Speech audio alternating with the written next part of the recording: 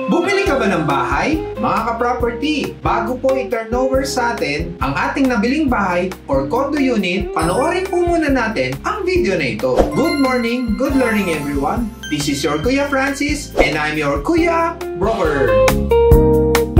Mga ka-property, kung kayo po ay nakabili ng bahay or ng condominium or nagpa-construct ng bahay, make sure bago ma-turnover, dapat po makapag-punch list or checklist po sila. Ang punch list or checklist po ay isang inspection ng client with the seller or the contractor upang ma-check po natin kung may dapat i-repair or i-retouch sa bahay or condominium na napili po natin before i-turnover. Kayo mga ka-property, nag-punch list or nag-checklist po ba muna sila bago ma-turnover ang binili nila or pinagawa nila? Pakisulat nyo naman po sa comment section ang inyong mga experiences sa pag-punch list or pag-checklist. Kung sila po ay may katanungan tungkol sa real estate, pakisulat nyo lang din po sa comment section below. Mas lamang po ang may alam. Again, this is your Kuya Broker.